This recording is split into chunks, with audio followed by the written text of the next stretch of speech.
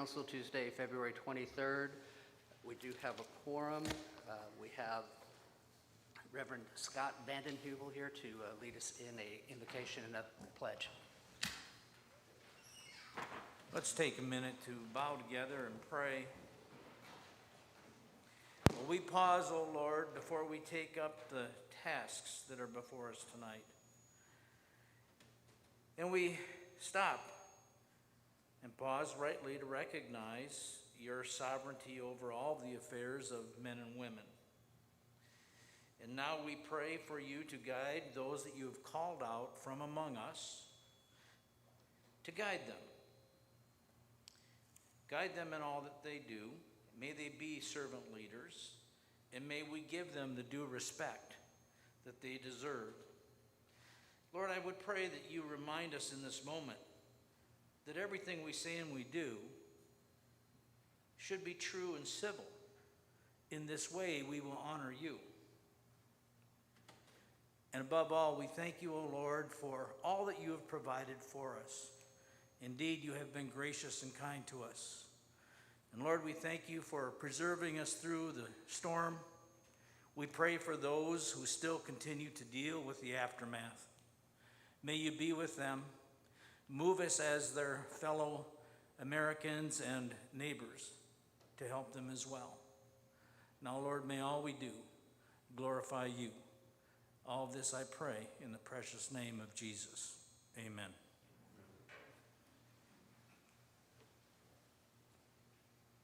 I pledge allegiance to the flag of the United States of America and to the republic for which it stands, one nation, under God, indivisible, with liberty and justice for all. Thank you. Cora, would you call the roll, please? Councilman Smith? Here. Stevens? Here. Cox? Here. Boatright? Here. Pritchard? Here. Mayor?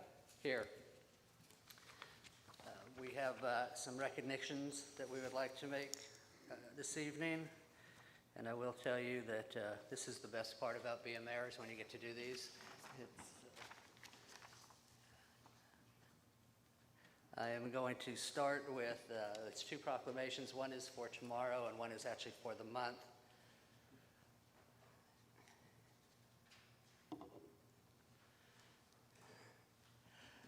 Whereas Reed Markham joined 4-H when he was 8 years old while a student at Frank Chambers, and whereas in 2016, Reed Markham created a backpack school supply giveaway, and whereas since the program began with the help of donors and volunteers, 13,522 backpacks filled with school supplies have been provided to students in the community.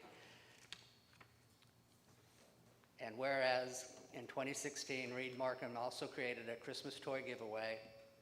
And whereas since the first toy giveaway in 2016, Reed Markham, with the help of his family and volunteers, has given away 16,102 gifts to children. And whereas Reed Markham's most recent service project, Hudson Strong, in honor of Hudson Campbell, bringing awareness to pediatric cancer since 2019, has raised over $33,000. And whereas Reed Markham has also raised funds for a local child, Kenna Machota, diagnosed with Epstein anomaly, allowing her family to take her on a trip. And whereas when the COVID pandemic attack, sorry, my glasses keep fogging up.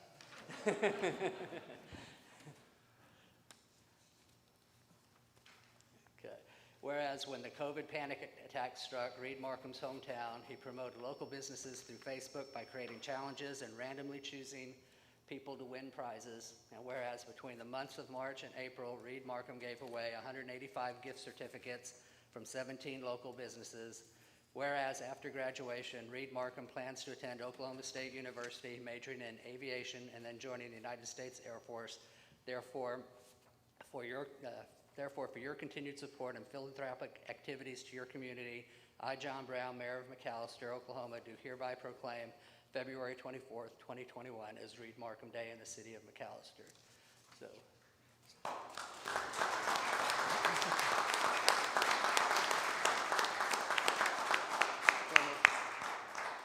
You got to come down and get it.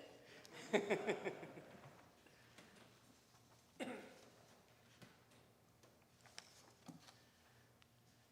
we're not going to make it easy for you to get down here.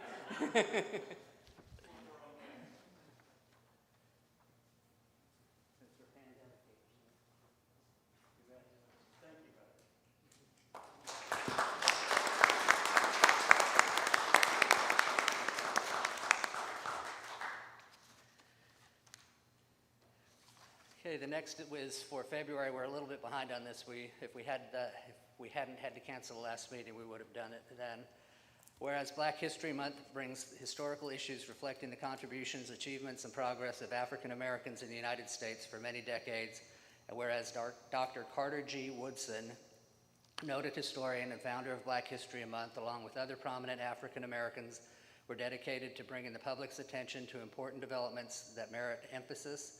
Dr. Woodson passed away in 1950, and whereas Black History Month was first celebrated during the week of February 1926, and it was expanded to a month in 1976, the nation's bicentennial. This was due to its overwhelming popularity among diverse people, groups, and organizations. President Gerald R. Ford urged Americans to seize the opportunity to honor the too often neglected and accomplishments of Black Americans in every area of endeavor through our history.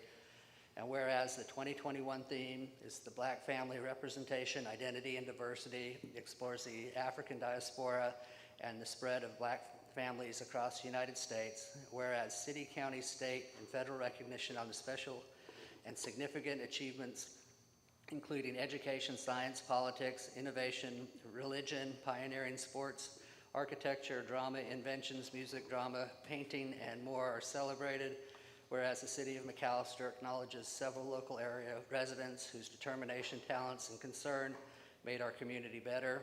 Dr. Willa A. Strong, Reverend Wade Watts, Michael J. Hunter, Kermit Anderson and his wife Thelma Anderson, Vice Mayor, City Councilman James Brown, and many more. They left a legacy of strength and commitment. Countless individuals have made a difference in the past, and many are engaging in positive action today. Now therefore, I, John Brown, Mayor of McAlester, Oklahoma, do hereby proclaim February 2021 as Black History Month in the city of McAlester, and urge my fellow citizens to observe this month by connecting with friends, relatives, and individuals to engage in activities and events to develop a compassionate, safe, and vibrant community. So, Councilwoman Harrison, would you like to take this?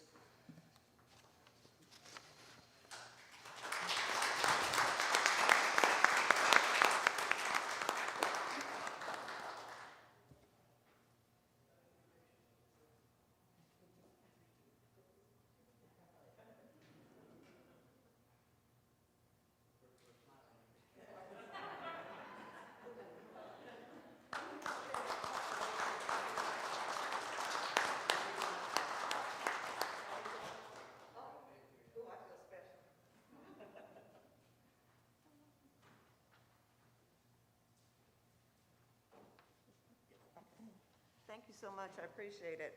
I would like to just say, first of all, I want to thank Mayor Brown and the City Council, City Manager Pete Stasiak, and Cora Middleton, and the rest of the city. I know that this hasn't been easy because of the passing of Vice Mayor Councilman James Brown, but on behalf of him and the rest of the, those who have made significant contributions, I just want to accept this. And I would like for us to be able to get a copy not only to his family, but also to Reverend Watts' family, if that's okay. So thank you very much. I appreciate it, for all the awesome people that have made this community a better place to be. Thank you, everyone. Thank you.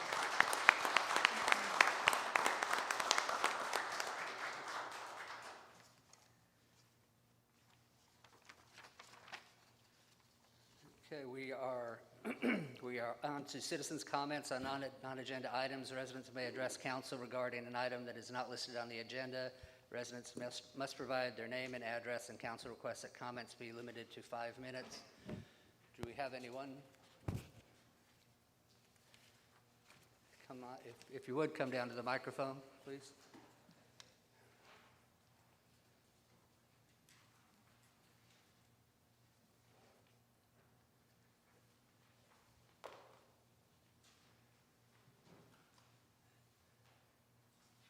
Hello there, my name is Rowdy Thurman. I'm representing the Royal American Temple of the Holy Order of Low Revolution here in McAlester. This is my first time at a city council meeting, so I'm sorry if I take anything out of turn or out of order. Basically, I represent a music venue on the north end of town. For the last 6 years, we've gone down to 2nd and Choctaw at least once a month or so to perform music on the streets. Lately, we've been having some issues with a Main Street association, and a lady named Alyssa Laddie, who has been spreading outright falsehoods and lies about us. I have with me things that she said. I have proof that we've been out there for up to 7 years ago without any issues, and a live stream that she put the other day, which had some very distasteful comments in it. Basically, I don't know what I'm going here to say, but we're just wanting to be left alone at the end of the day. We just want to come out and entertain the crowd for a little bit, not to disrupt anybody, and not to turn it into a whole thing. So if there's any kind of actions or help that you could give us in this regard, we would appreciate it. And that's pretty much all I have to say. Thank you. I just want to let you know, because it's a non-agenda item, we can't interact with you on this. It would have to be an agenda item for us to be able to talk back and forth on it. Do you understand? Yeah, that's absolutely fine. Would I be able to put that on the agenda? You could. Yes, if you contact your council person and ask them Okay. and to get it on an agenda. All right. Thank you. You're welcome. I didn't have anyone else sign up, but is there anyone else present that would like to speak? Yes, come on down.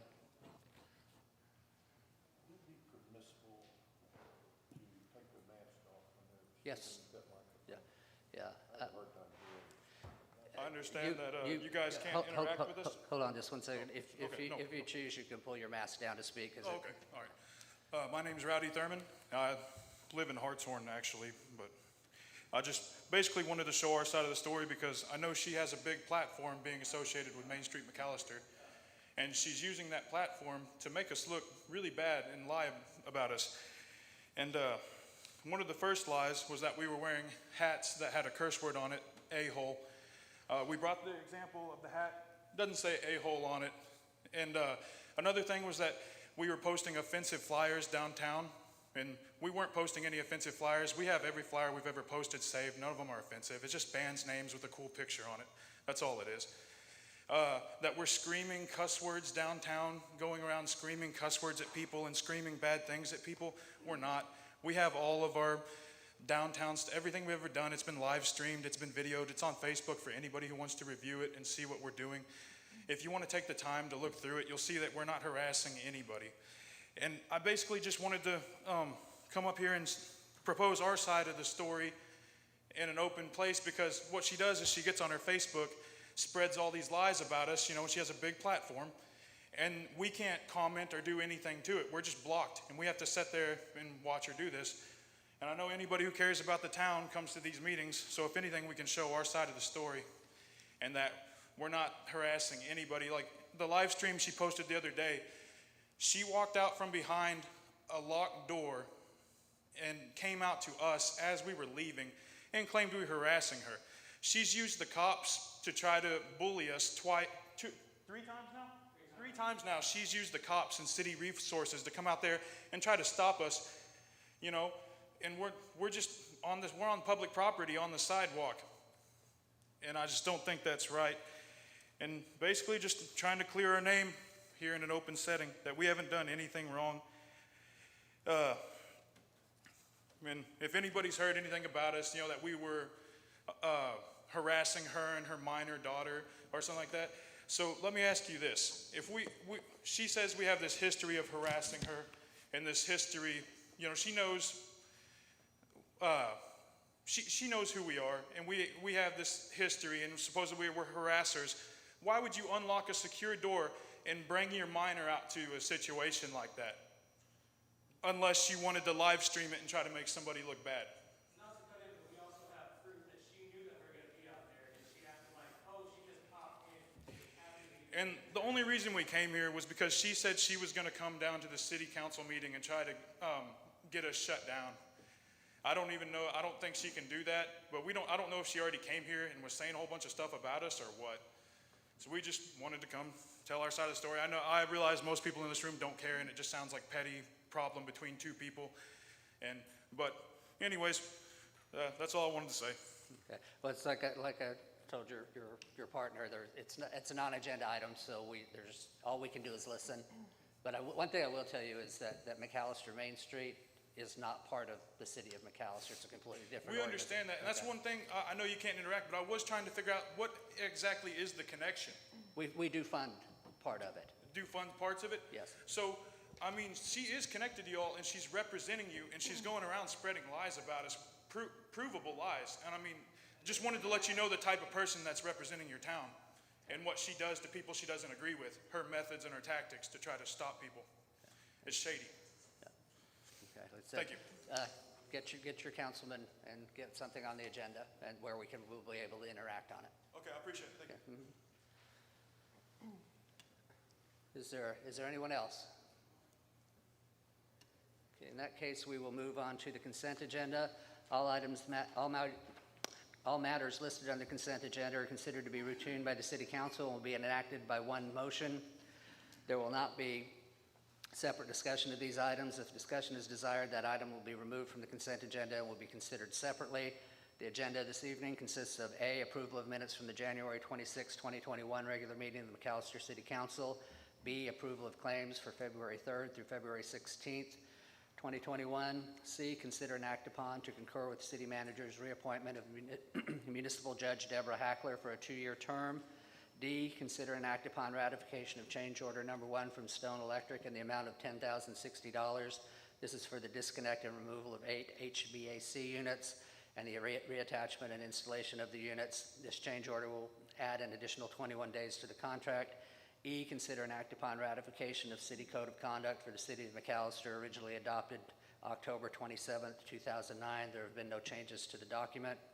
F, consider and act upon authorization for the mayor to sign memorandum of understanding between the City of McAlester, McAlester Regional Health Center for participation in the 340B of the Public Health Service Act.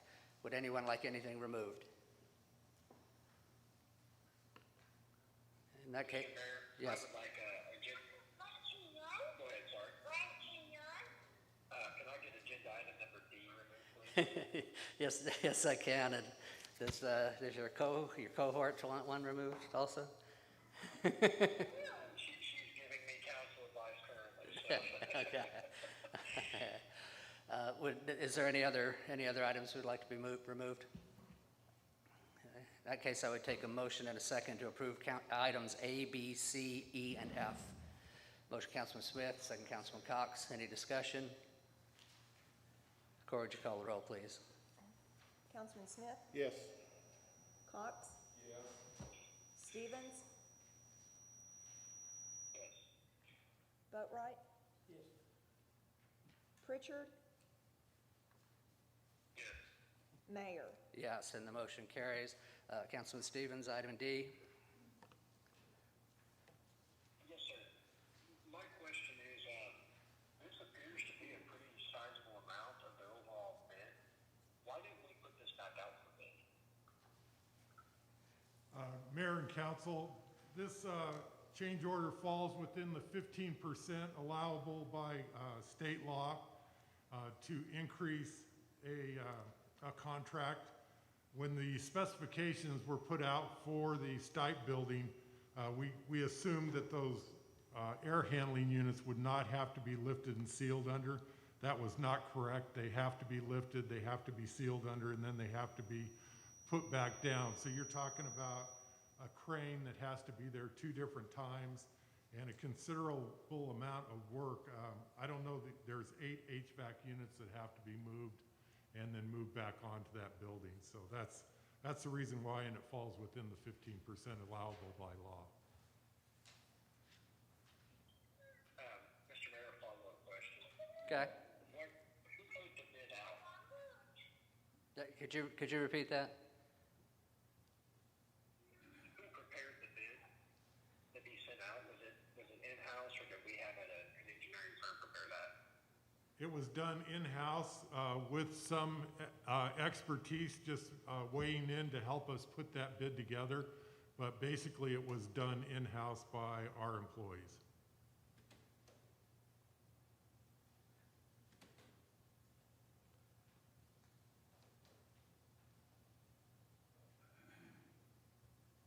Does that cover everything?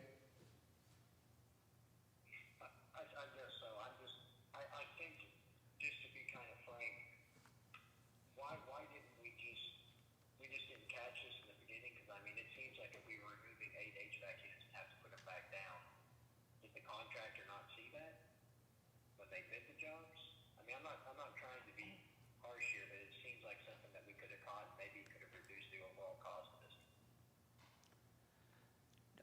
I think that it was assumed that it was part of the contract to do the roof, and it turns out that it was actually not part of the contract to do the roof, and that's why it came on. Is that correct, Mr. Stacer? Yeah. Okay, thank you. Okay. Okay, I take a motion and a second to approve item D. Motion, Councilman Smith, second, Councilman Boatright. Any further discussion? Corr, would you call the roll, please? Councilman Smith? Yes. Boatright? Yes. Stevens? Yes. Cox? Yes. Pritchard? Yes. Mayor? Yes, and the motion carries. We'll now move to a public hearing. All persons interested in an ordinance listed under scheduled business shall have an opportunity to be heard in accordance with Article 2, Section 212B of the City Charter. Tonight's is an ordinance of the City of McAlester, Oklahoma, amending ordinance number 2687, which established a budget for fiscal year 2020-2021, repealing all conflicting ordinances, providing for a severability clause, and declaring an emergency. Take a motion and a second to open the public hearing. Motion, Councilman Smith. Second, Councilman Cox. Any discussion? Corr, would you call the roll, please? Councilman Smith? Yes. Cox? Yes.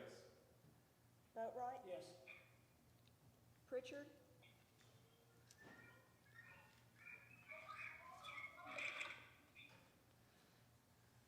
Councilman Pritchard? Yes. Stevens? Yes. Mayor? Yes, and the motion carries. We are now in a public hearing. Anyone that would like to address us on the budget amendment, please step forward. Seeing no one, I take a motion and a second to close the public hearing. Motion, Councilman Smith, second, Councilman Cox. Any discussion? Corr, would you call the roll, please? Councilman Smith? Yes. Cox? Yes. Boatright? Pritchard? Yes. Stevens? Mayor? Yes, and the motion carries. We're on to agenda item number 1, presentation of the McAlester Regional Health Center update. Mr. Keith?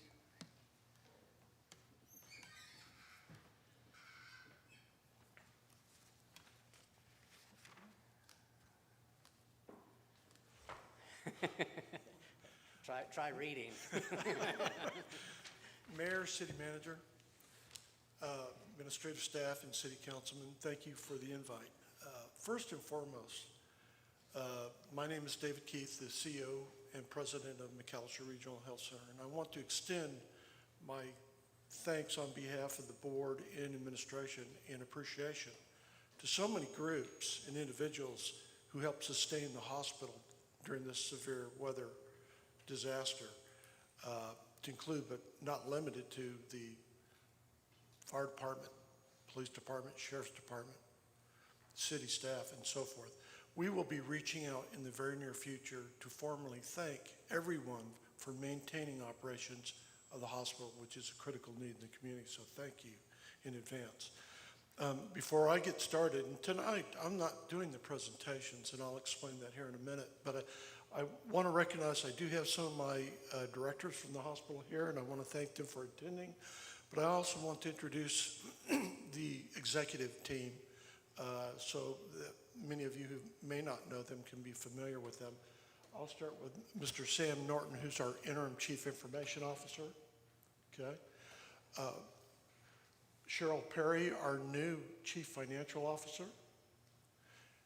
We have Kim Stout, our chief nursing officer. And then we have Sean, and everyone knows Sean, who's my chief operating officer, Sean Howard.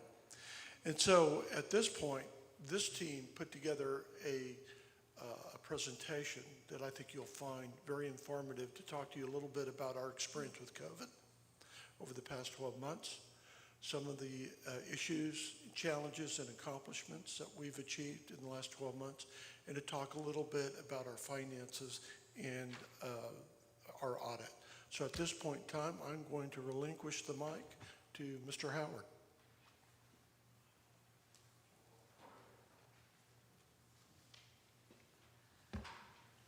You're right that everybody knows Mr. Howard. He has the same distinction I have. If either one of us ever robbed a bank, they wouldn't ask for a description. They'd just say it was Sean. It was Sean.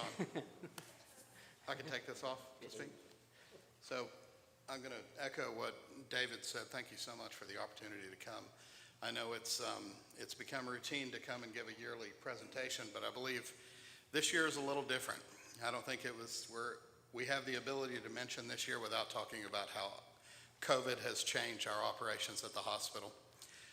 There's no way to put that in a presentation or put it into words. So as an executive team, we challenged our marketing team and our director from the foundation to put together a visual video to give you just a snapshot of what it looks like to operate the hospital under the different environment that we've been working in. We've put together a video for you.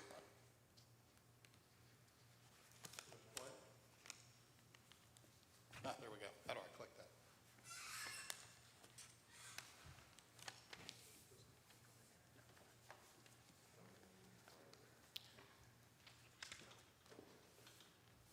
And magic. Enjoy.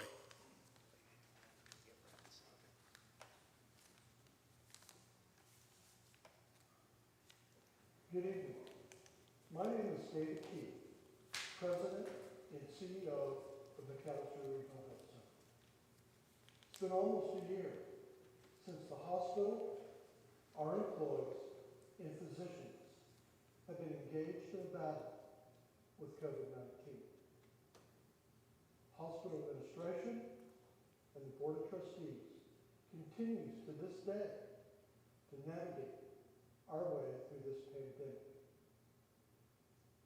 I want to share with you, at least over the next few minutes, some accurate and transparent information about COVID-19 in your community hospital. Enjoy.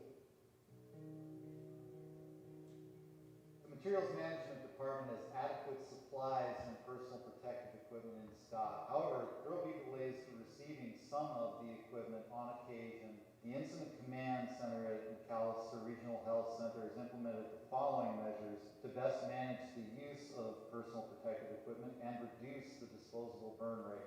We purchased reusable gowns to reduce the quantity of isolation gown usage, P100 reusable masks, and we've converted our 3 North department to a full COVID unit. COVID has impacted our employees in several different ways. The first being our manpower. We fully furloughed 43 employees and partially furloughed 243 employees. We also had 75 employees that took a 6.25% decrease in their pay during COVID. The great news about that is that we were able to bounce back quickly, bring those employees back. We restored everyone's pay, and we were able to hire 60 full-time employees. Of that 60, 47 of them touch a patient on a nursing unit.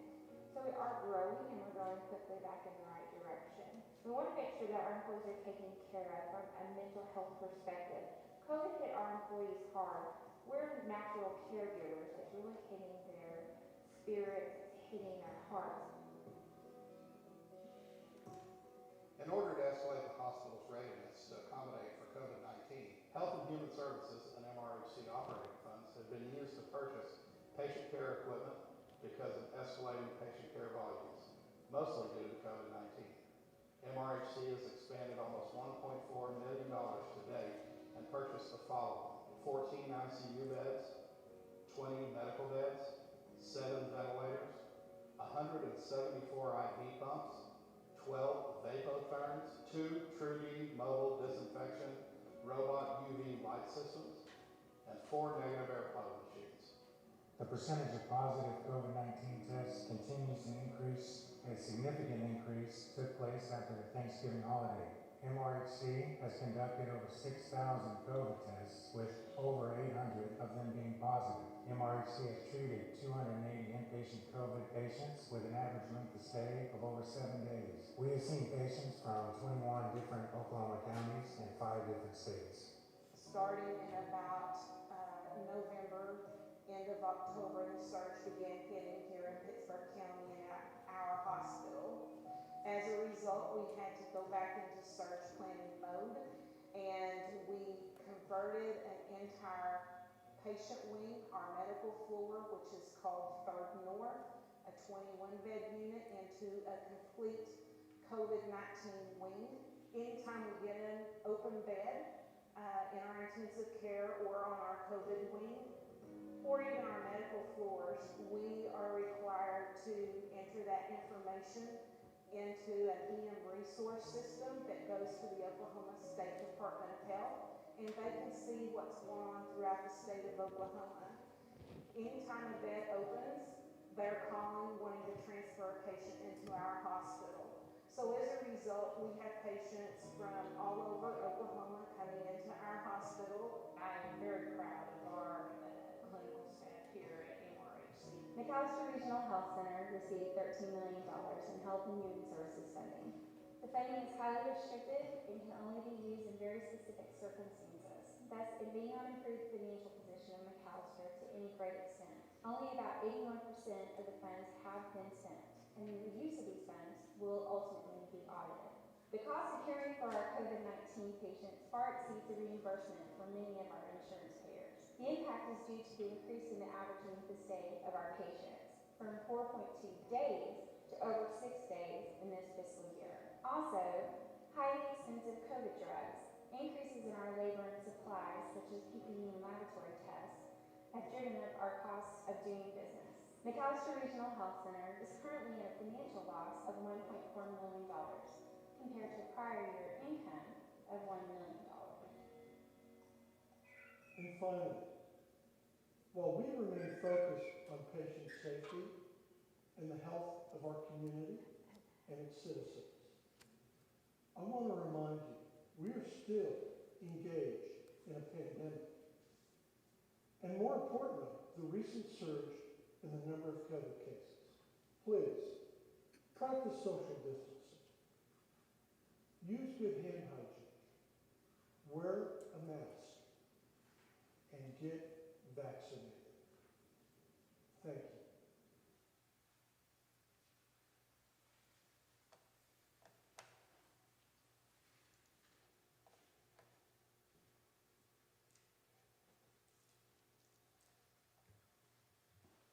All right, thank you very much. So we'll start the yearly presentation. We have been lucky enough to have some great leaders come on board with McAlester Regional this year. David introduced a couple of them. Cheryl Perry, our new Chief Financial Officer, came to us from Integris. Sam Norton is our interim Chief Information Officer.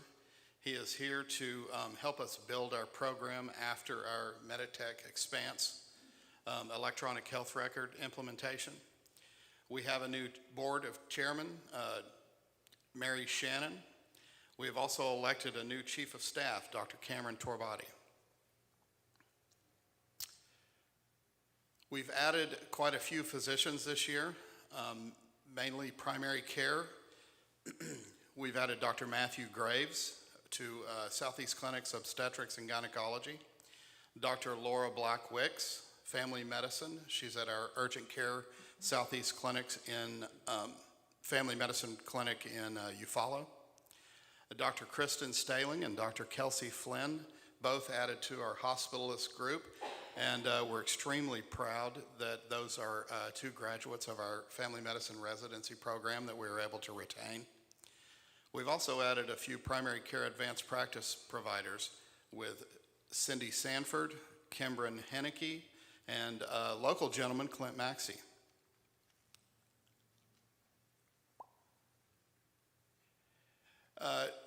In addition to primary care, McAlester Regional and Southeast Clinics have added some specialty physicians. Pulmonology group, Randall Allen and Dr. Kaleem Ishak, pulmonologist. Dr. David Duvall to the General Surgery Clinic. Dr. Thomas Wicks, the husband of Dr. Laura Black Wicks, pardon me, podiatry. And our new gastroenterologist, Sarah Oberste. Sarah is bringing some services that we haven't had in McAlester. She's introduced advanced ERCP procedures, and she recently, in the last month, did the very first ultrasound-guided endoscopic procedure in our hospital history. We've also added some specialty advanced practice providers, John Lazenby to the General Surgery and Southeast Clinics, and Joseph Contreras to dermatology. Some of our recruitment priorities are anesthesia pain management, a service our community doesn't have right now, family medicine academics physician, another general surgeon, nephrology, ENT, you guys aren't going to catch me trying to pronounce that first word, orthopedic surgery, and psychiatry. Some new services that we've added to McAlester and Southeast Clinics, although I just introduced the physicians and providers that will be filling them. Advanced skin care, dermatology services, gastroenterology and advanced endoscopy. Pediatrics, we've recently joined with Kids Choice, and we now have a pediatrics clinic involved with Southeast Clinics. Podiatry and pulmonology. Well, without further ado, I can reintroduce our new Chief Financial Officer, Cheryl Perry.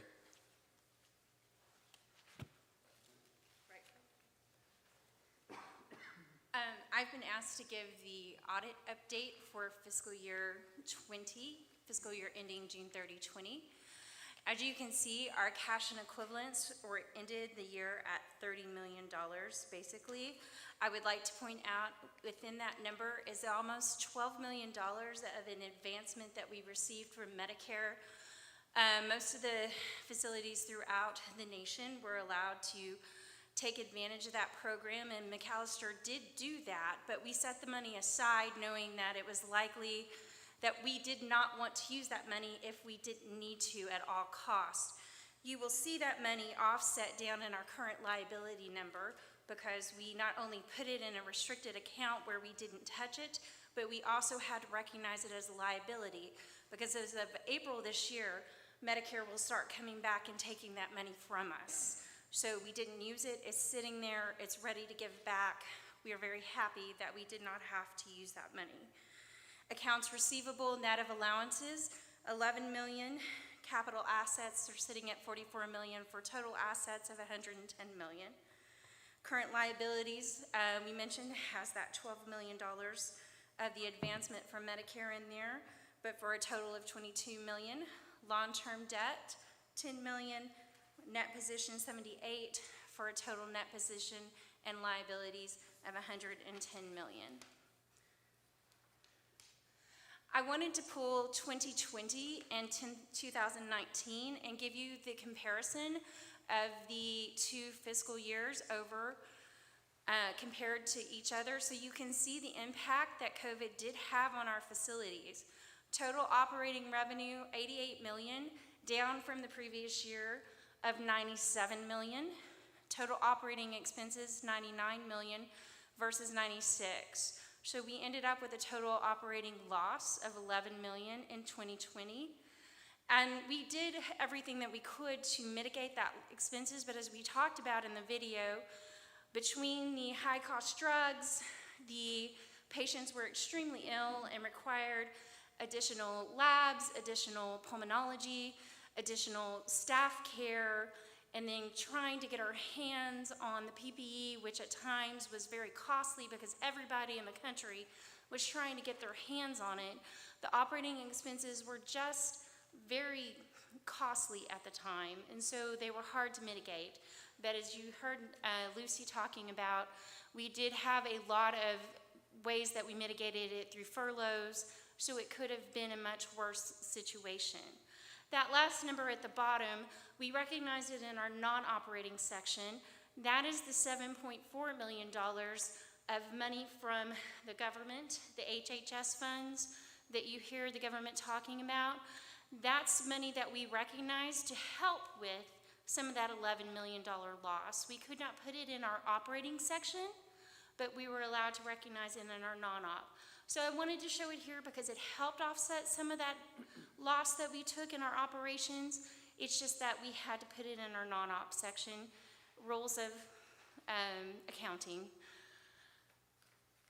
Going into the next section. Can I ask a question real quick? Absolutely. On your operating revenues, can some of the, and the operating loss, can some of that be attached to the fact that elective surgeries were not allowed for quite a period of time? And I'm going to skip ahead a couple of pages for you. Yes, absolutely. In the fourth quarter of the fiscal year, so that would have been our April through June, we had to shut down our surgeries. So this is a comparison here, third quarter versus the fourth quarter of our fiscal year. So the third quarter would have been the January through March, so just when the pandemic was starting, April through June, first full force of the pandemic.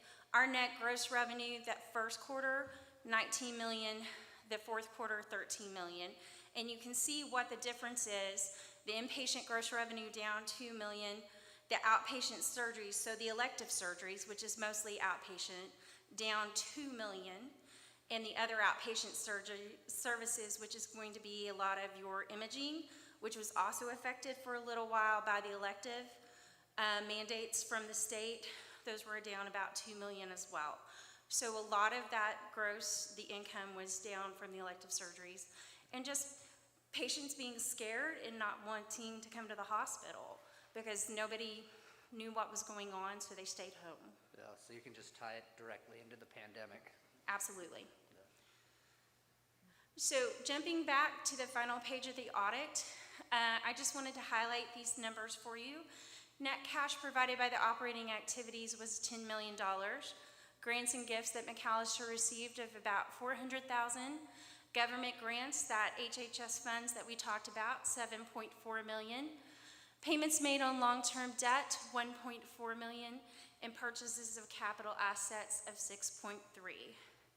One other thing from the audit I do feel I should talk about.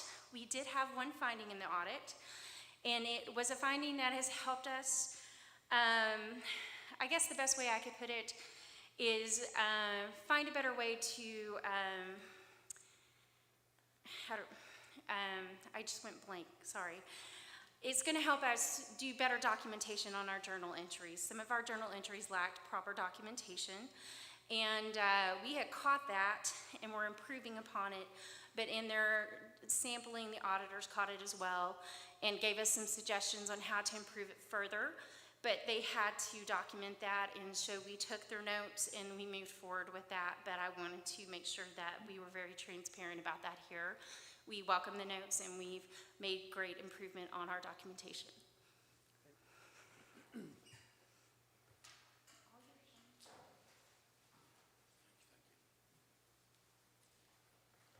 right. Accomplishments. We had a few accomplishments this year. A full conversion of Meditech electronic health systems. We were certified again as a healthy business. This one, 2020 Leap Award. This was a new award that they handed out, and it was for excellence in financial management through the COVID pandemic. So it was exciting that we were recognized for that. The Rural Health Association recognition. David Keith, our CEO, was recognized as the Rural Health Leader of the Year. And Dr. Cameron Torbati, who is now our Chief of Staff, was recognized as the Rural Health Physician of the Year. MRHC again was recognized by the American Stroke Association with the guidelines Stroke Gold Plus with Target, Type 2 Diabetes Honor Roll Achievement Award. Facility reinvestment. We touched on some of these in the video, but this is a new highlight to downtown, I believe. This is the relocation of family practice to the Southeast Healthplex and a complete remodel of the building. If you're unfamiliar or you haven't driven by it yet, this was the old PSO building. We relocated the residency program to the Healthplex. We relocated our accounting and finance and scheduling department back on campus to give them a better proximity to the hospital. We relocated our adult therapy to our wellness center and added updates to the wellness center. This has been a very fruitful move, having all of the therapists within the wellness center to give guidance to all members and patients. We've replaced 2 roofs and air conditioning unit at the Van Buren House. And we've relocated our pre-op to our old emergency department. It was being unused after we built our new emergency department. We've remodeled 3 rooms on our 2 South. Kids Choice, after we partnered with Kids Choice, we remodeled the building and relocated our pediatric therapy to the building to give good proximity to pediatrics. Air care remodel of the house. I'm not sure if you're familiar, but we have a house on our property that our Air Med Trans, our helicopter pilots and crew, stay at overnight. It was getting very aged, so we did some updates on the house. Visitor station at the Van Buren House. This was very important, especially through COVID. Many of you have seen on Facebook where they have family members in a assisted live-in or in nursing home that they're unable to visit. So at the, for lack of a better term, the genius of our director of facilities, he created a room that keeps you completely segregated from your loved one, but it's done with plexiglass so you can still visit with them and spend time with them and talk to them, but you're not in fear of passing on anything that might get them ill. And we did a surgery recovery cabinet replacement. A foundation update. Our current focus in the foundation is foundation development and workplace giving. We continue to put focus towards the MRHC tower that houses the cancer center, the surgery center, and the new ICU. Our 2020 fundraising, although we had no golf tournament due to COVID, they were still able to raise over $38,000. Our wig closet raised over $13,000. Employee giving over $65,000. And I can proudly report that that's even higher now. We've had higher numbers of employee giving. Our Mercy Clinic, $25,000. Our Cancer Center, over $780,000, for a total fundraised of over $920,000. Questions?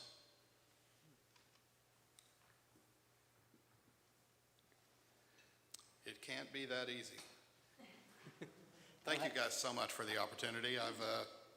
I'm from McAlester, and I've kind of always wanted to do this, so I appreciate it. I don't have a question, but I do have a comment. It's been, through the pandemic and all of the stuff that's going on, especially early on when there was so much information that was accurate, inaccurate, and going all over the place, it was invaluable to have a local hospital that I could pick up the phone and call and get accurate information from. And I think you guys did an amazing job and are continuing to do an amazing job through that. And I applaud you for that. So. Thank you so much. You're welcome.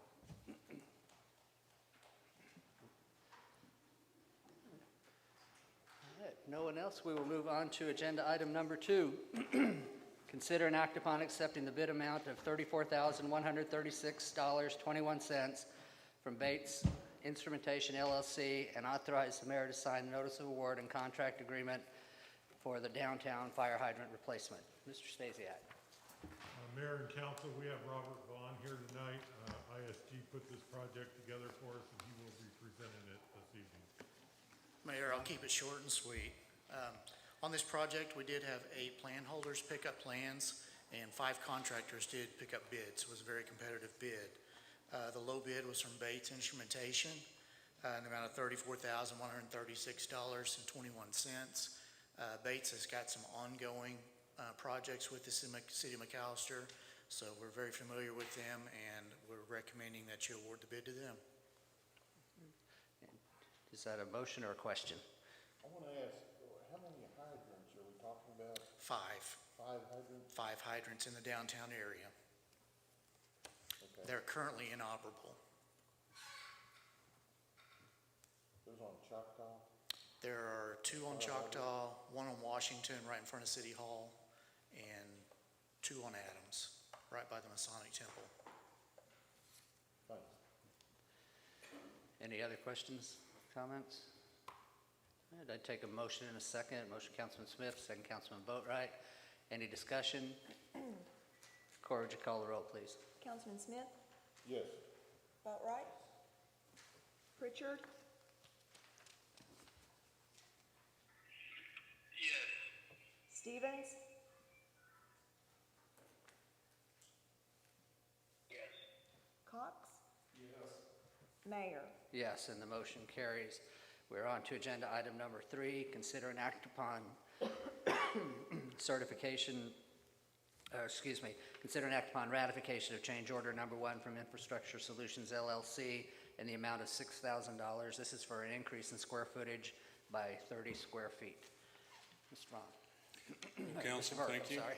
That's all right. What this is if you remember when we were talking about the clear well, we had rebar along the top, structural amendment members of the clear well, and the concrete around the rebar has been popped off, and the rebar was rusting out. Okay, this was estimated at 20 square feet to go in and chip out around the rebar, remove all of the rust, reseal it up, and re-put some more concrete back on. When the contractor got in there and got his scaffolding in, he's worried that 20 is not enough, and he didn't want to be in a position of having to stop putting repairs. So we decided we'd bring it to the board to increase that by 30 square feet, and that way he doesn't have to stop and get approval for a change order. So that's our recommendation. Just to me, and you can probably explain it to me, it seems like $200 a square foot is kind of high. It probably looks high, but it's very labor intensive. You got to get your scaffolding in there. You got to realize the roof is 16 foot tall. Okay. Then you got to get guys in there. You got to chip around the rebar itself so it will adhere. Okay. Then you got to remove all of the rust, and then you got to you got your primer. You got to put on it first of all. You got to sandblast it, get rid of all the rust on the rebar to keep it from propagating into the rebar itself. And then you got to put your epoxy concrete back on top of it when you get done. Does anyone else have any questions or comments? Take a motion and a second to approve. Motion, Councilman Smith, second, Councilman Boatright. Any discussion? Cora, would you call the roll, please? Councilman Smith? Yes. Boatright? Pritchard? Yes. Stevens? Excuse me. Stevens? No. Cox? No. Mayor? Yes, and the motion carries. Thank you. Thank you. We are on to agenda item number 4, consider an ordinance amending the Code of Ordinances of the City of McAlester by creating small wireless facilities. Ms. Clifton. Good evening, Council. This is a first reading of this draft ordinance, and we're just seeking input from council and also guidance from our city attorney, and this will also go before the Planning Commission for a recommendation from them. It was on their February 16th agenda. However, that meeting was canceled, so it'll move to the March 16th, and hopefully we'll get any recommended changes in there and bring it back to council. Okay. What's the impetus behind it? I mean, So the small cell wireless, there were some changes by the FCC several years ago. There was a Small Wireless Facilities Act that was adopted by the state back in 2018. We do have several small wireless facility projects ongoing in the city of McAlester at the moment. There's 26 hubs, 80,000 feet of fiber that's being installed right now. There's a lot of advantages to having the 5G network in our community. However, there are some issues that could arise if we were not to try to, I guess, give some guidance onto that development in our right-of-ways.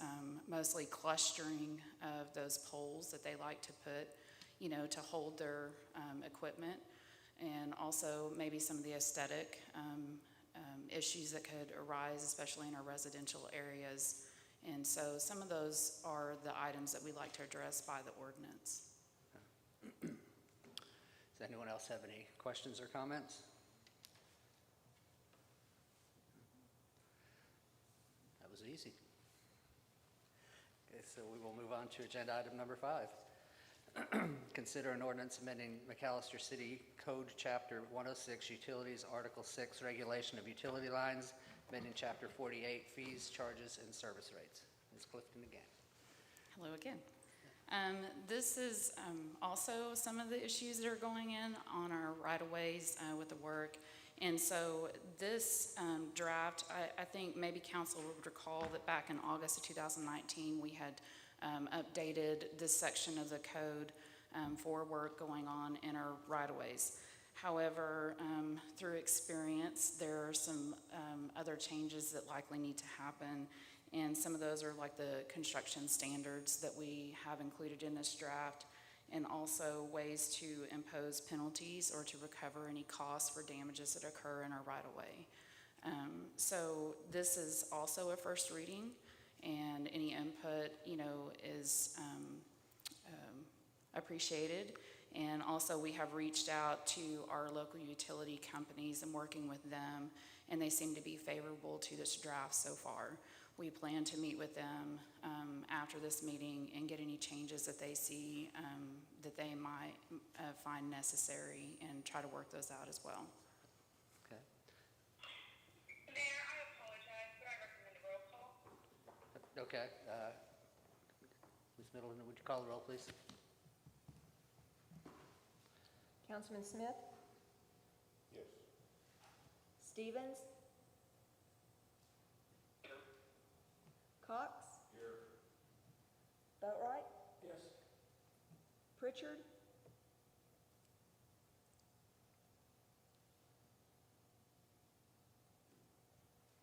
Councilman Pritchard?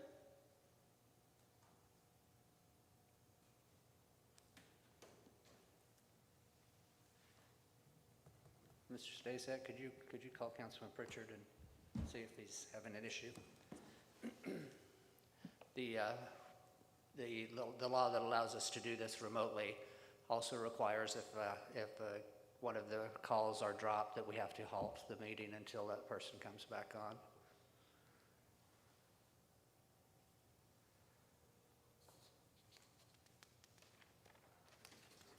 Yeah, you dropped out. Thank you. Thank you. He should be on momentarily. Okay.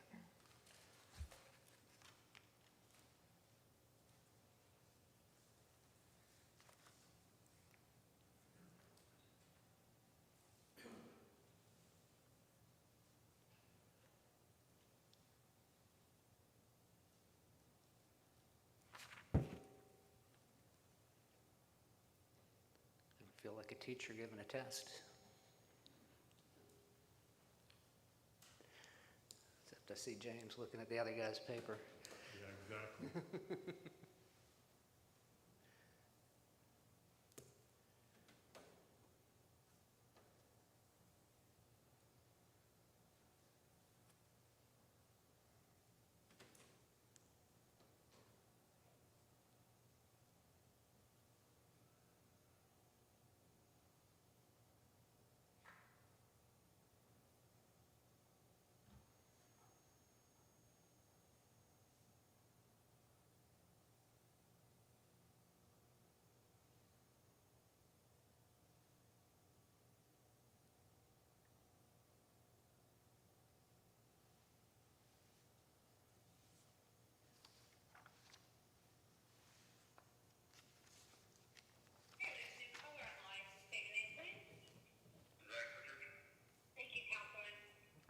Council, Sorry about that. no problem. Councilman Stevens, you still there?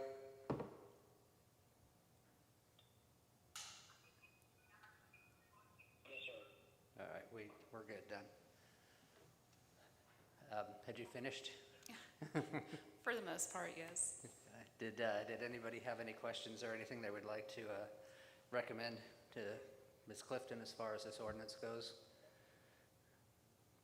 If not, we can always, as you read through it in the next week or so, you can reach out with any information that you would like to include or discuss with her on the last two items. So, thank you. Thank you. Okay, we will move on to agenda item number 6. Consider and act upon declaring certain vehicles surplus property in accordance with the Code of Ordinances, Section 2-410, and authorize the city manager to sell them in accordance with the Code of Ordinances, Section 2-411. Ms. Swift. Good evening. Evening.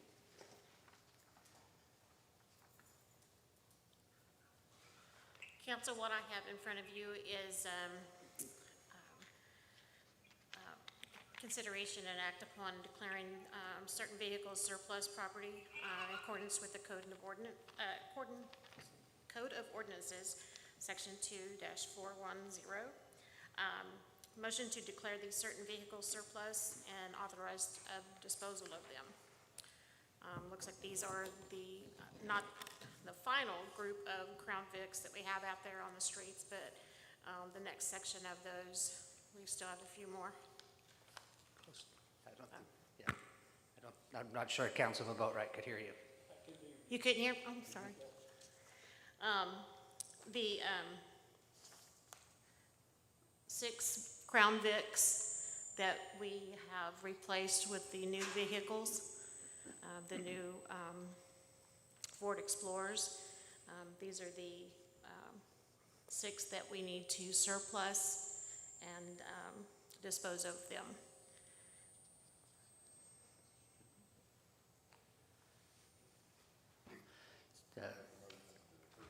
Okay, Councilman Smith made a motion to approve. Councilman Boatwright second.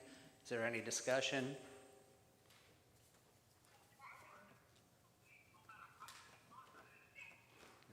Cora, would you call the roll, please? Councilman Smith? Yes. Boatwright? Yes. Pritchard? Yes. Stevens? Yes. Cox? Mayor? Yes, and the motion carries. We're on to agenda item number 7. Consider and act upon authorizing the purchase of a new 2018 Great All XL 3100 V 2018 model. Ms. Swift?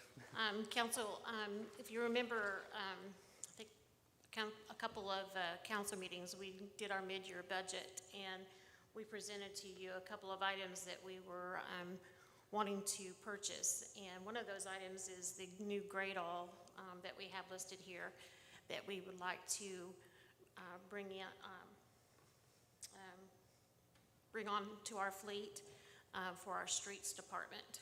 And the Great All that is currently in use would go towards, will actually be used in our stormwater division of the city to work with on canals and stuff. Staff recommends that the financing, I went out to ask for financing with our local banks, and I got 2 replies from, one was Arvest, and the other, I believe it was Bank First. And tonight we're recommending that we go with Arvest with a 7-year note at 2.98%. And it gives you that total amount that we would like to purchase that vehicle for. Okay. The thing that just jumps out at me is we're buying a new Great All and it's a 2018. From what I can tell, it is a 2018, and our fleet manager, Glenn, had also looked at a more newer model, and he said it had the exact same things on the vehicle. Obviously, it was a little bit more in price, but we were still getting the same warranties that we would with a more newer model. But it still had not been used. I mean, it's a brand-new model. I understand this is a new piece of equipment. Yes. But it's an 18 model. Right. Did they give us some kind of special deal on it, or is it something, is it just bid out, or how did we come to getting an 18 model instead of a 20 or 21? Well, we did look at the comparison of a more newer model. Okay. And it was the same, basically the same. It was just a little bit more in price. I think it was another 30 or 40,000 more with the newer one, but we still get the same warranty work and everything with this one. I'm not guessing, I was just trying to find out how we got to an 18 instead of a 20 or 21. But 20 or $30,000 is a lot of money. Exactly. And Glenn had suggested that he didn't see where the newer model gave us any, other than it being new, a little bit newer, but it had the same functions and same equipment use, I guess, with it. Councilman Cox? We're going to buy a new, old, 3-year-old unit, and we're only going to get a $20,000 break on the price. That's not very much. Not on a piece of equipment that's almost $350,000. Okay. It should be more significant than that. Okay. So. We can ask for that. Would be to send it back. Just the one thing that I'm a little confused on, because you had mentioned 40,000, and Councilman Cox, you said 20,000. I thought she said 20 to 30,000. I believe, let me see here, let me see if I have it in this.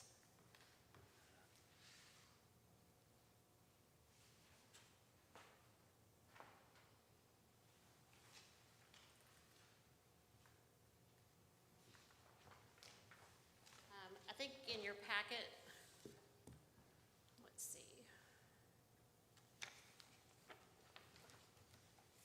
The more newer model, it looks like, was 381,000.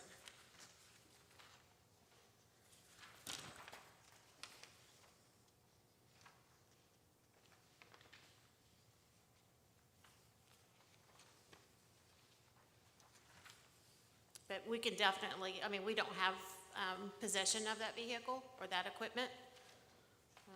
Well, if you're not comparing apples to apples, you're looking at $22,500 freight and options on the 21 model. Okay. You gotta take that off the base bid to compare apples to apples. Okay. So basically, it looks like you're getting, maybe $24,000 in savings, 7,000 and 14,000. And, you know, that's not much depreciation for every year that it's sitting there on the lot. Okay. Understand. Any other questions? I assume there's also deterioration of just sitting on the lot, right? Like the rubber gaskets, Yeah, they're 3 years all old. kinds of stuff that I don't even know about. Even if they're sitting out there in the open, they're still. They're still we don't know if they've done the annual maintenance that needs to be done, even though it's sitting idle on the lot. I mean, there's a lot of questions that need to be asked before we spend that amount of money on a piece of equipment. It's your opinion that we need to try to renegotiate or either go with the newer unit? Well, I think it needs to go back to staff and be evaluated more. Mr. Stasiak? Councilman, we're fine, or Mayor, we're just fine with that. We'll go back and get together with Kirby Smith in our fleet maintenance department and do an analysis on the two pieces of equipment, come back with another recommendation. Okay. As long as there is no motion on this, we will set it aside and address it in a future date. Tabling it? we're just setting it aside. If we table it, we have to put a date as to when we're going to come back on it, so that we can just not take action and bring it back at any time this way. Yeah. You're not close enough to that microphone for me. No, sorry. What I said is, if we table it, we have to put a date on when it's coming back, whereas if we just don't take action, we can bring it back at any time. Yeah. Okay, we're on to agenda item number 8. Consider and act upon an ordinance amending ordinance number 2687, which established the budget for fiscal year 2020, 2021, repealing all conflicting ordinances, providing for severability clause, and declaring an emergency. You're up again. All right. All right, tonight we have our budget amendments that we spoke of when we did our mid-year review. And a lot of this is that we have several different funds that we are appropriating for. Your first exhibit that we have is our mid-year budget appropriations to include our payroll, safety incentives, second half of our clothing allowance, back to to everybody. As we mentioned in our review, we were requested to put back the furlough days that were scheduled but not used. And then general fund transfer to capital for the 2% retro contribution for our pension defined contributions. And then, of course, there's some mid-year budgets, line items that need to be funded further.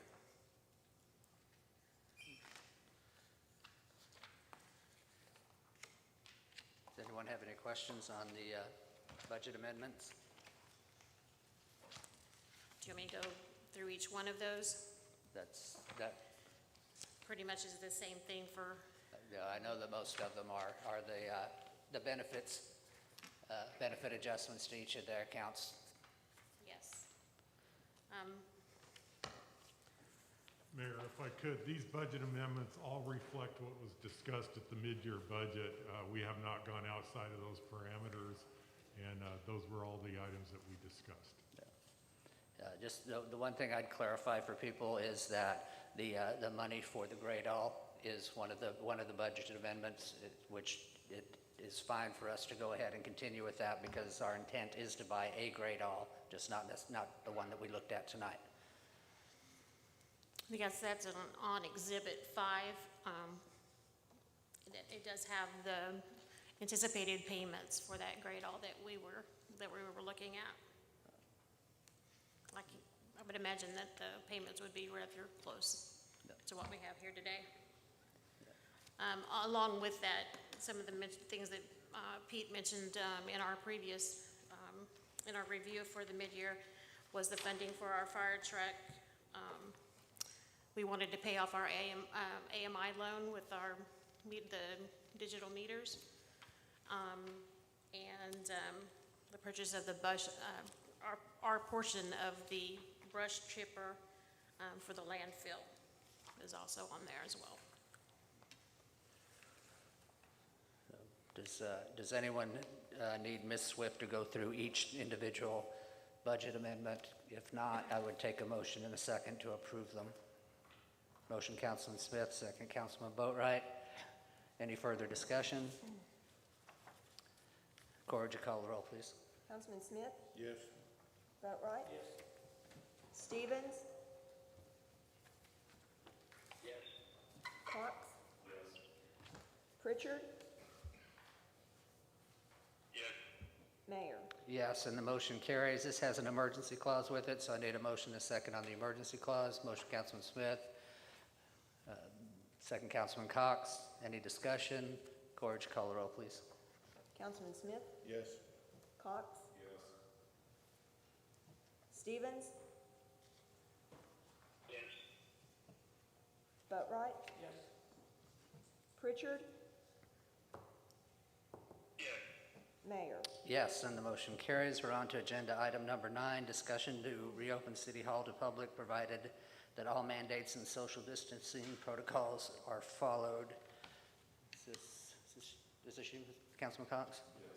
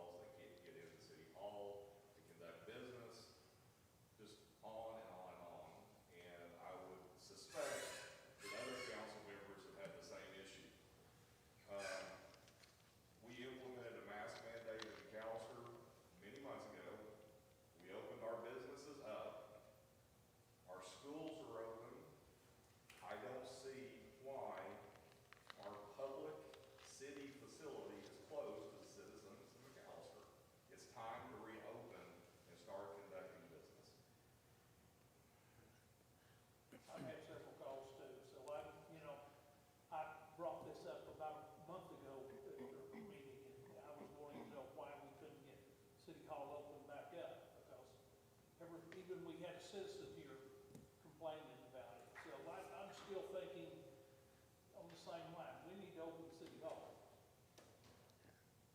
I agree. Okay, does anyone else have any, this isn't an action item, it's just a discussion item. Mr. Stasiak, do you have any input? Mayor, we will come back at the next council meeting and give you a schedule and an operating procedure to open City Hall back up. Okay, the one thing that just is paramount to me is that we protect our employees, because business can be done now by anybody that wants to do business with the city. It's more cumbersome, no doubt about it, but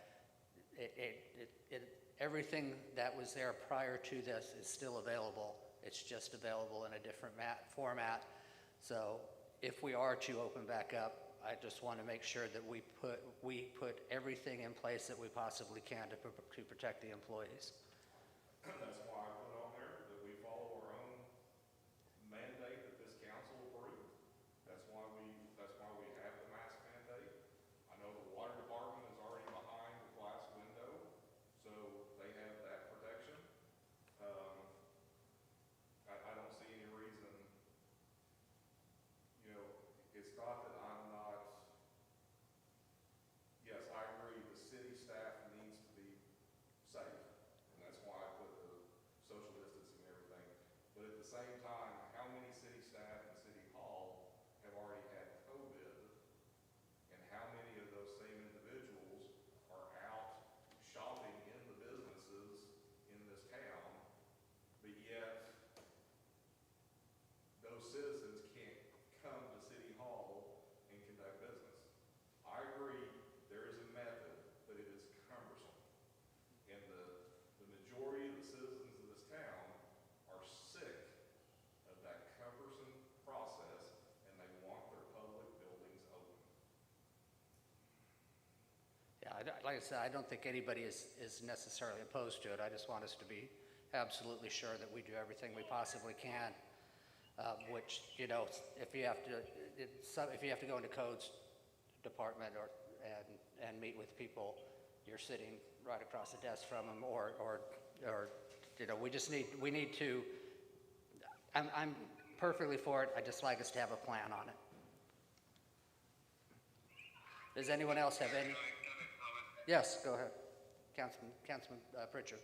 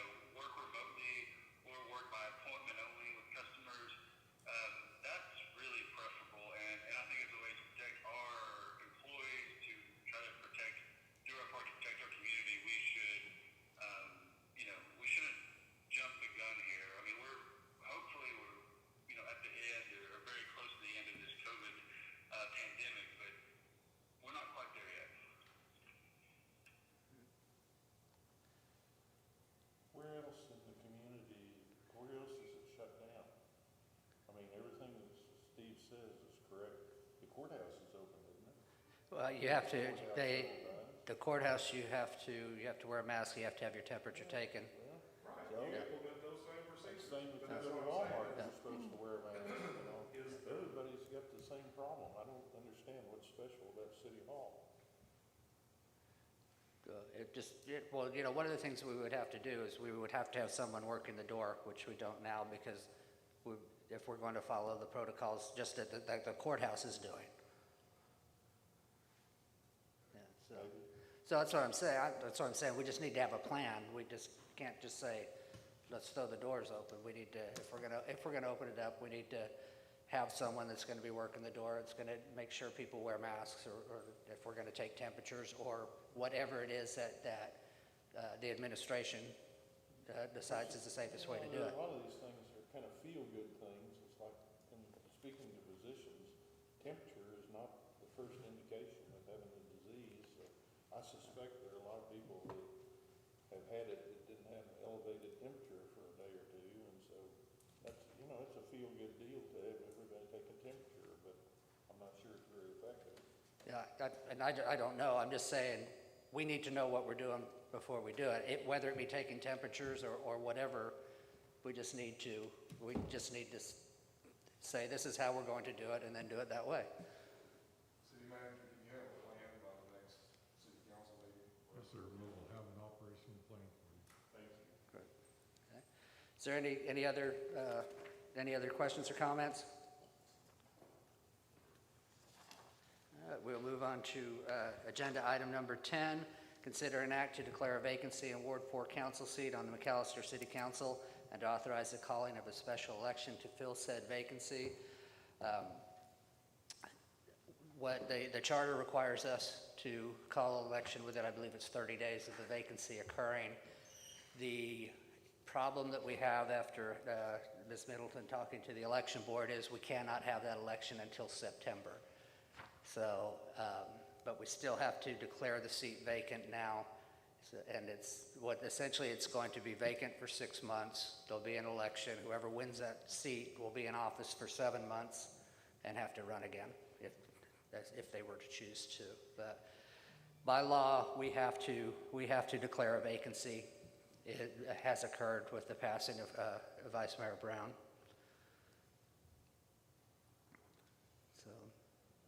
So I missed part of that, John. We declare a vacancy. Yes. But we can't have an election until September. Yeah, it doesn't make sense to me either, but that's the way it is, and so, I will. Huh? Yeah, we don't. There is no other option. We can't put somebody in. No. No. So No. we've got to do the election. Yes. Yeah. It fell in nearly a kind of a perfect storm kind of thing, because, like I said, we have 30 days to do it, to declare it vacant, and if it's over a year that it's going to be vacant, then we have to have an election, even though that election is going to take place 5 months into that year. It's, when people say government and throw their hands up in the air, government. So, of course, it's a sad thing that we do have to declare this because of the loss of Councilman Brown, and he served very honorably as a councilman, and I know it was certainly my pleasure to serve with him, and I did get to attend his funeral and speak at it as well, and he will be sorely missed by us. But it may seem callous that we're having to do this so quick, but it isn't. It isn't by our choice; it's by the law. So, if anyone has any comments or questions, I would listen to them now, and if not, I would take a motion in a second to declare the seat vacant. Okay, and the motion would be to declare the seat vacant and to hold the election at the next possible election date with the state. Are there any questions? Cora, would you call the roll, please? Councilman Smith? yes. Cox? Yes. Boatright? Yes.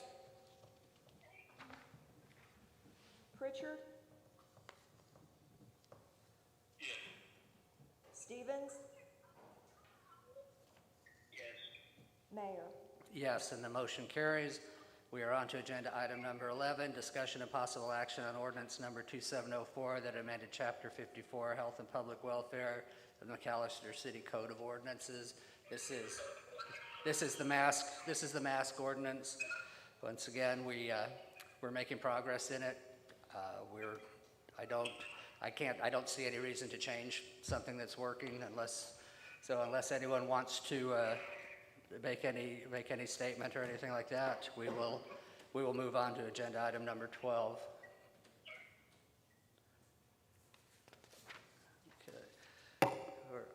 Agenda item number 12 is our discussion on our monthly financial update. Are you taking this, Mr. Stasiak, or is Ms. Swift? You got it, Marie. Mayor and council, with 58.3% of the year completed, which gets us through January of 2021, in our general fund, we're at 65.52% on our revenue for the general fund, which is about 7% over our budget. And our operational side, our expenditures are below budget about 1%, so that's always what we want to see. We want to see revenue ahead of budget and our expenses down a little bit. In our MPWA, our McAlester Public Works Authority, that fund also is about 9% over budget. A lot of this is drawn from the rural water districts, and we are at 51% on our expenditures, or 7% below budget. If you look at page 2 of our general fund sales by revenue, you can see that the pattern, our pattern is reduced from the year before. We're starting to see the impact of not having a lot of stimulus money in the pockets of our citizens, and there is less spending going on in our community. But here again, we had budgeted very conservatively, so we're in good shape financially with the city. Councilman Stevens, could we get you to mute? Thank you.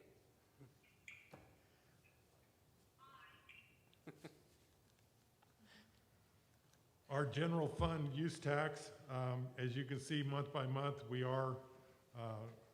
we've been very, very strong through the first half of the year with our use tax. We continue to see this number grow. As we talked about at the mid-year budget, this number is up substantially compared to the previous year.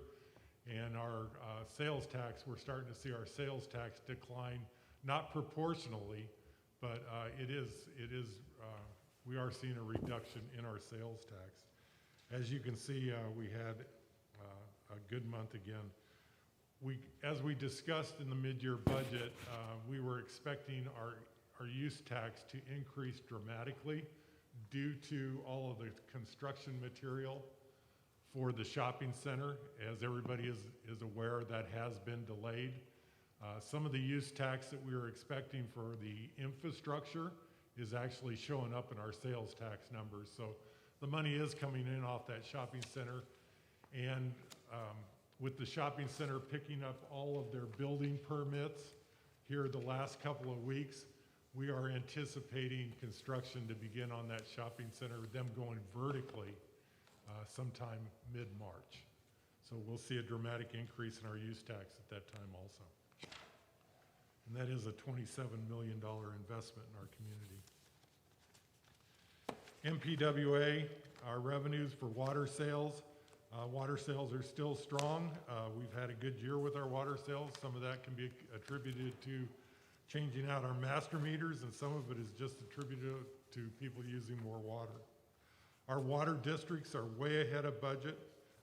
As we discussed earlier in tonight's presentation, we did raise the rural water district rates in September, and as you can see, compared to the previous years, that is reflected in our revenues and the increase in our revenues. And then Mayor and Council, the last page, as you can see, is our Treasury report, and we are within all of the boundaries set by law, and we are functioning very well in our Treasury report. Are there any questions on the financials?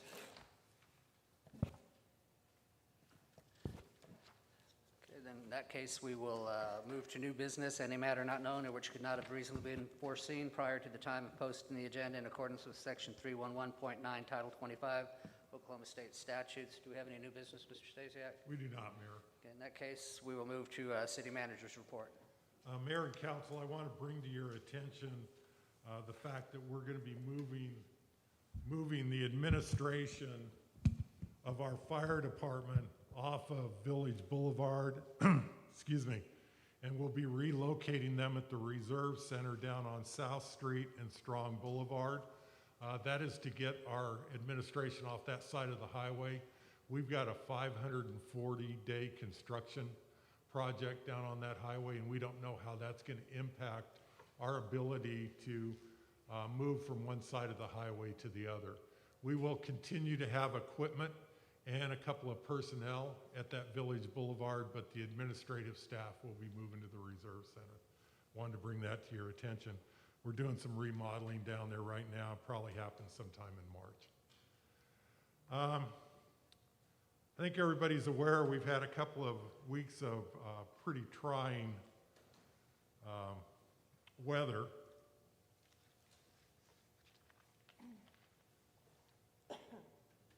The last couple of weeks. You know, I left and took medical leave for a couple of weeks, and as soon as I left, all of this weather hit. And I'm going to talk about our employees a little bit, but I'm also going to put into perspective a little bit about what we have seen at City Hall. And when the ice storm hit last week, and then we hit up to 10 inches of snow on top of that, our police officers responded to 107 accidents in our city. Each one of those visually had to go and assist with.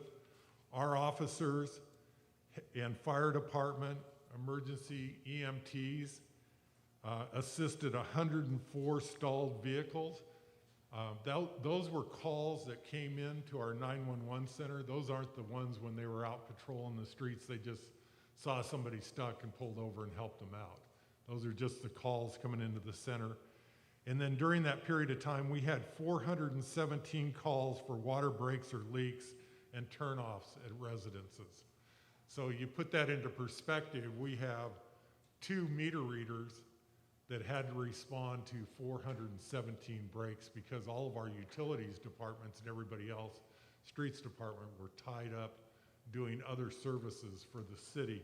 So that'll give you kind of an indication of the call volume that was handled here at the city.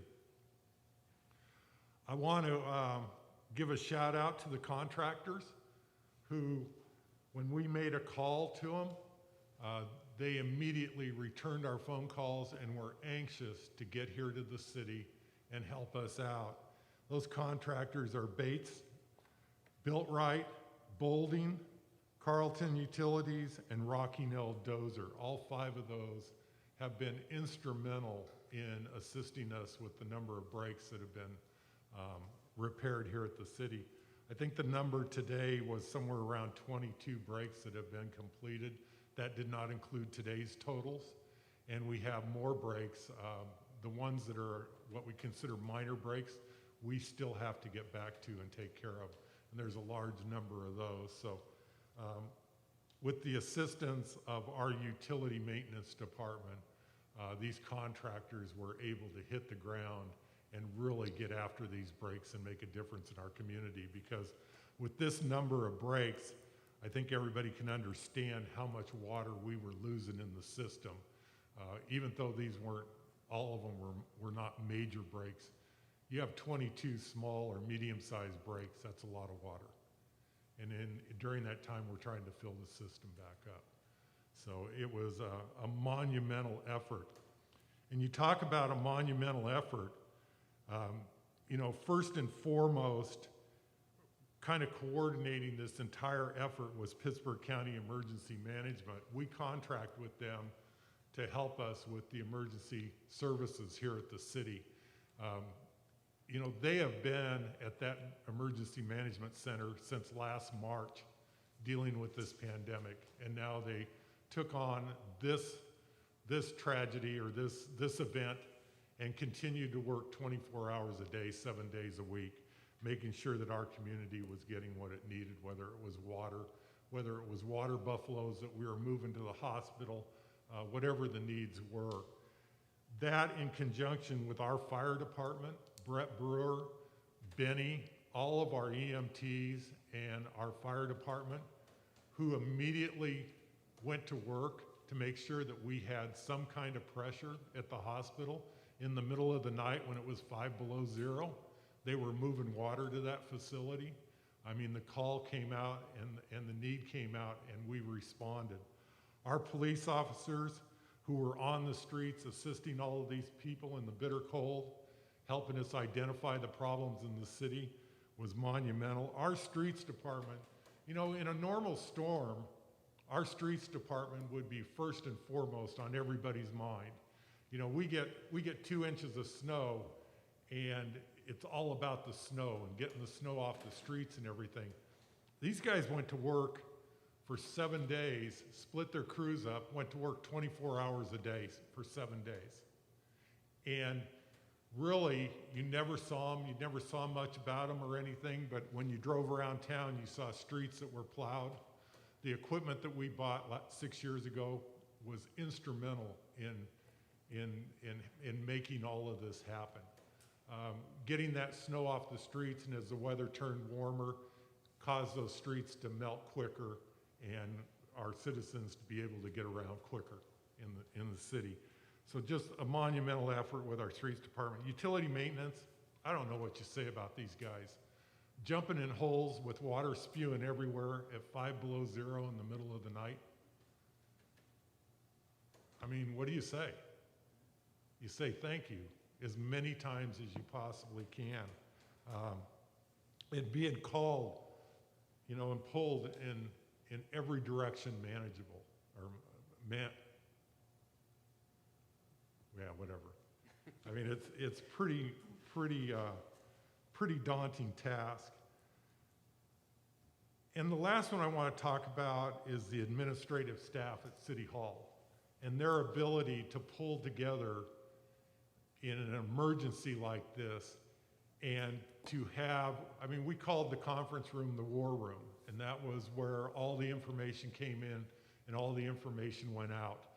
And when you talk about finance, all the finance department being a part of this, our planning and zoning department, people, whether we were putting them on the ground and telling them, you go walk from the water plant all the way into town on that 24-inch line, and they jumped out there and did that. The crews that walked every line or drove every line inside the city limits and every line outside the city looking for breaks. Whether they were people that were in the building department, our environmental crews, whoever it was, they threw on their boots, threw on their coats, and went out and trudged through these hills. You know, it's 5 miles from that plant into town, and we have multiple lines. You look at the staff, our purchasing department, planning department, our engineering department, whether they were on the phones. You look at the calls that went out to Infrastructure Solutions Group when I had a problem or we had a problem, and they immediately dropped everything that they were doing, and they were on site, on the ground, trying to figure out our valve situations. Everybody responded immediately to this. And last but not least, I want to thank Tony Irvin. Tony, you know, I wasn't around, and I don't think she's ever been through this. She's seen bits and pieces of it, but she coordinated all the efforts at City Hall, had all of the teams pulled together, had all the reporting that was taking place, and managed every bit of this, including IT, every department, managed every bit of this with everybody reporting to her, her communicating that information out, all the information coming into that department, and her managing all of these areas. I mean, was it a phenomenal undertaking, and she just did a marvelous job at this. Okay, she got thrown into the middle of it and took it and made it all work. So, Mayor, with that, I just, you know, we have 210 extremely talented employees. And it was amazing to watch each and every one of them jump in the middle of this and want to do and want to fix this city. And that's what it took. And that's how we got through this, and that's how we got to where we are today. So, I have one last thing. I would, as you and I have spoke, I'd like to have a special meeting Thursday night at 5:30 to access some of the emergency fund money to handle some of this emergency. And at that time, we'll go over the needs, or what we think our needs are and what the estimated costs are for this cleanup and the ongoing process that we need to take care of. So I'd like to do that at 5:30. I think, Mr. Irvin, are you on the line?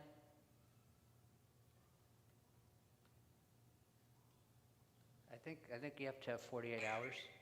Is it 48 hours notice for a special meeting? It has to be called 48 hours in advance. It just has to be the agenda has to be posted 24 hours in advance. And so if you've discussed it earlier in the day and have called it, then the 48 hours starts from when the meeting is called, not from the posting of the agenda. Okay, I just wanted to make sure. I know we called it, the city manager and I spoke about it early this afternoon, so just wanted to make sure we would be covered in the 48 hours. Yeah, 48 hours would start from the time you called the meeting, and then the agenda has to be posted 24 hours out. Okay, thank you. So, sorry for butting in, I just wanted to make sure we were covered. The last thing I'd like to say is I never had the opportunity to spend any really personal time with James Brown. I always called him councilman or vice mayor, and just rest in peace. Thank you. We are on to remarks and inquiries by City Council. Councilman Smith? Yeah, I wanted to congratulate the city manager on being prescient enough to take medical leave during this period of time. You're welcome. And I'm really blown away by how well the city responded to this crisis. I mean, I hope everybody understands that we're not the only city that had breaks in their water lines. I understand there are over 100 communities with boil orders. I noticed Shawnee closed down OBU and sent their students home because they didn't have any water. Oklahoma City's having water. I suspect most communities across our state are having these problems, but I'm just really amazed by how well our administration and our employees responded to this and got us back where it's really nice to be able to turn the tap on and have a little water come out. And I know there were countless individuals who are responsible for that, not to mention the police, the fire, and everybody else that stepped up. So I'm going to say thank you to everybody. Councilman Stevens? Yes, Mr. Stasiak and the rest of the city, I appreciate y'all so much for all the efforts that you put into get water back and clear streets and everything in between events. I know I've had to call you guys for different issues, and I've had lots of constituents reach out to me in my work, especially with issues, concerns, and some fears about what may or may not be going on. One question I do have for you, I had a lot of people reaching out to me from the Kincaid Hills area before the meeting. Do we have any idea when we might be seeing some more water pressure or water flow that way, sir? Councilman, we put out some information about 3 o'clock this afternoon that said that if we can continue to grow the tower tonight at the Carl Albert tank, that there's a probability that we could have pressure to Summit Ridge in the morning. Since we put that out, we have another leak in the area. We have not been able to gain much ground, but I can tell you that we're out looking for it right now. But we're getting closer to being able to provide good water pressure into the Kincaid Hills area. Okay, thank you. Mr. Marion, I've just got a comment to the rest of the council. Our city and our city staff has busted its tail over the last couple of weeks responding to, I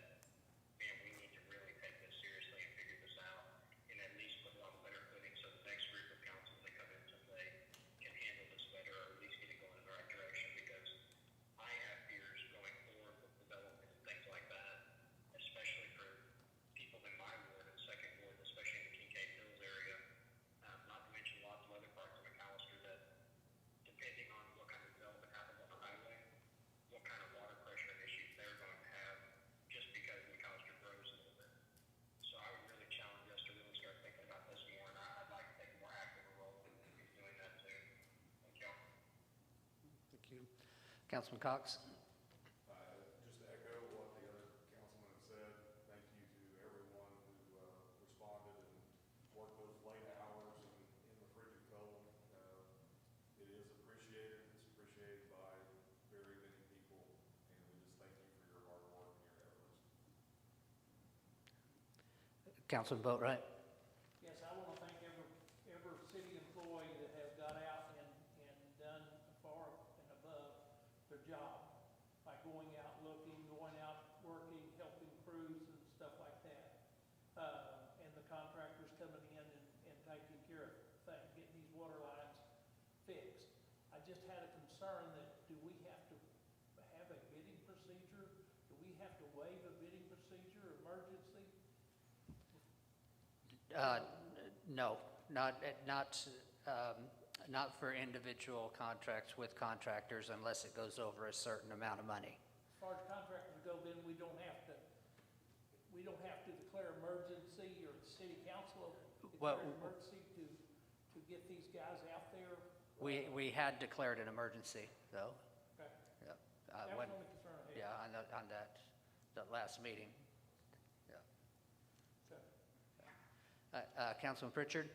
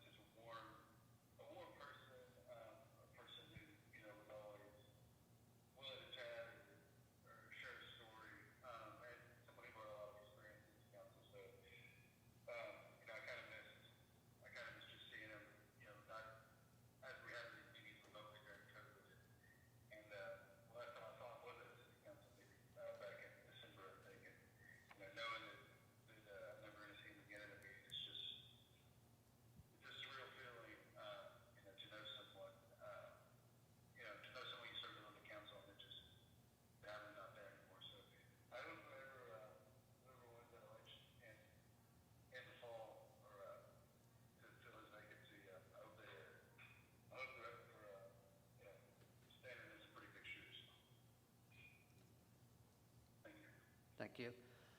Okay, we're on to mayor's comments and committee appointments. Want to, add on to the thanks to the employees. They do an incredible job. They a lot of times don't get the respect they deserve from not from us, but the public.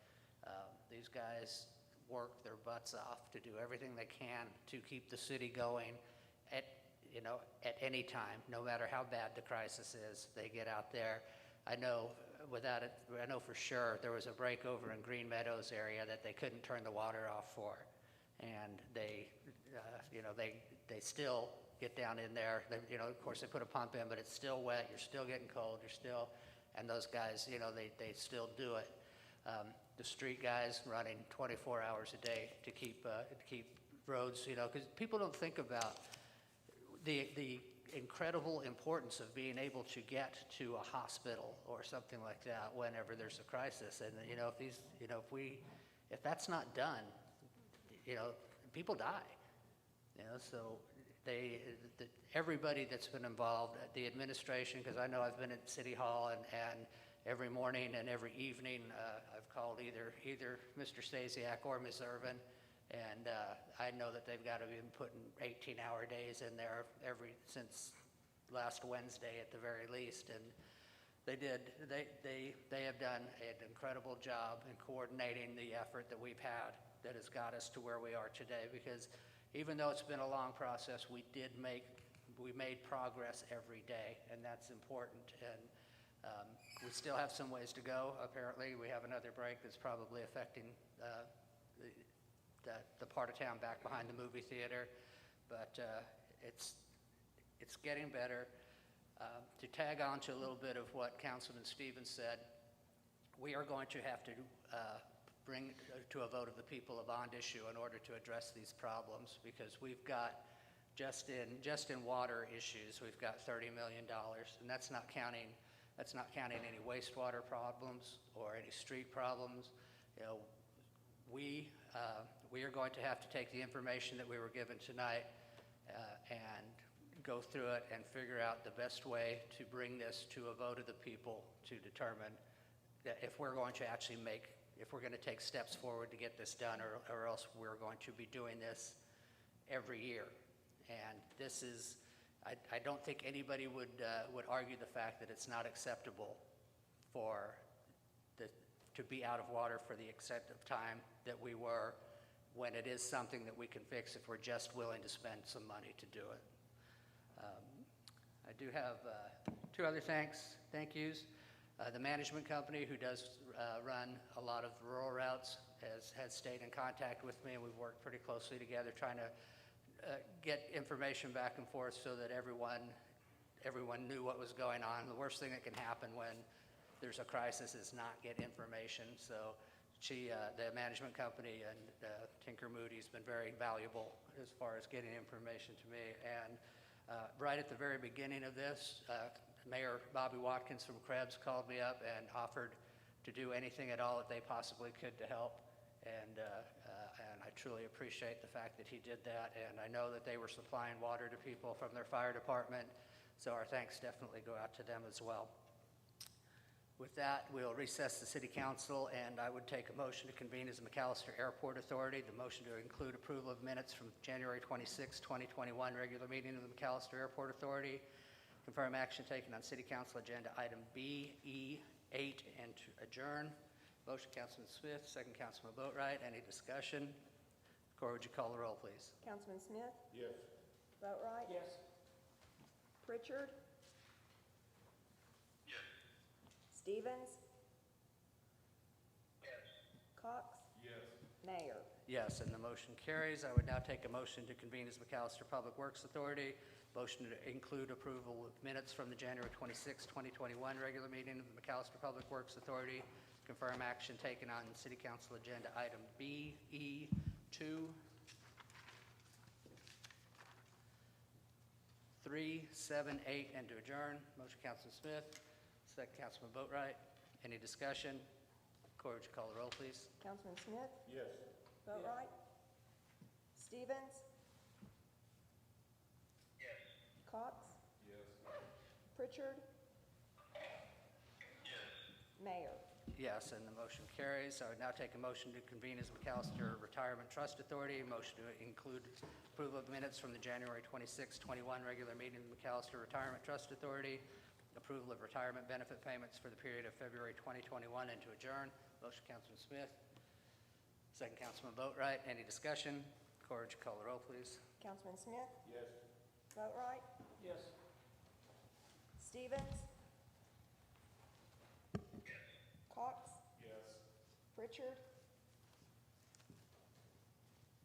Yes. Mayor? Yes, and the motion carries. We will now reconvene as the City Council, and I take a motion to adjourn. Motion, Councilman Smith. Second, Councilman Boatright. Any discussion? Cora, would you call the roll, please? Councilman Smith? Yes. Boatright? Yes. Pritchard? Yes. Stevens? Yes. Cox? Yes. Mayor? Yes, and we are adjourned. Thank you, guys.